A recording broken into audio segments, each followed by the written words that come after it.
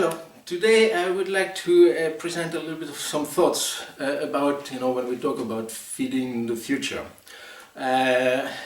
One thing that I've been really struggling for since the very beginning, I've started the Food Futurist, has really been about who are we talking about when we talk about feeding the future? Sometimes I have the feeling that we are trying just to feed or to try to find new products to offer to the wealthy ones. So I'm wondering, are we talking about feeding the 1% or are we talking about feeding 100% of the future population? And honestly, I have a feeling that more often we focus on those who have the most money and not so much about all the other populations that have more difficulties to buy food in the first place.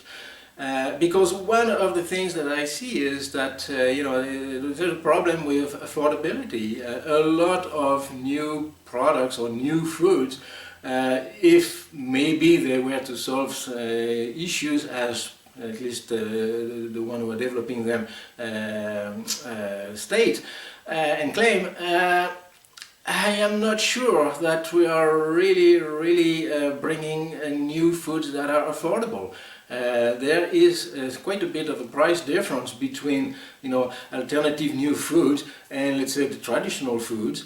We're not going to be able to feed the poor populations in poor countries because, well, those prices, forget it. So I'm wondering, is it just trying to build a business and it's very marketing oriented and just trying to create a niche, or are we already trying to solve large-scale problems? Are we trying to really solve the future of food, the future of agriculture, and the future of humanity?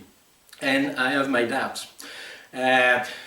One of the other questions I've always had, it's always very nice to see people who, billionaires, who have a tendency to try to present themselves as philanthropists, and I am far from convinced personally that there is a lot of philanthropy out there. If there is philanthropy, I think it's at local level, small scale, in local communities, people who give money to charity organizations, even people who don't have a lot of money. But the millionaires, I have the feeling that they just, try to rebrand investor into the term of philanthropist. And basically what they want is to invest their money, and they just want to have a good return and get richer. Maybe I'm very cynical, and if that's the case, well, yeah, so be it. But I just would like to see something that looks like philanthropy, which is, I have so $1 billion, I'm giving half of it, and it's given. It's not invested, it's given. That would be to me a real philanthropy. But nonetheless, so yeah, when we're talking about the food and agriculture, there's also a lot of investments, there's a lot of new technologies, and there's a lot of money involved. And it's certain that what we develop have to be attractive to investors. And unfortunately, there is a lot of solutions that would not bring high return to the investor. So let's say the individual return would not be very exciting, but the societal return would be quite good. So we have to find a balance, and I don't know.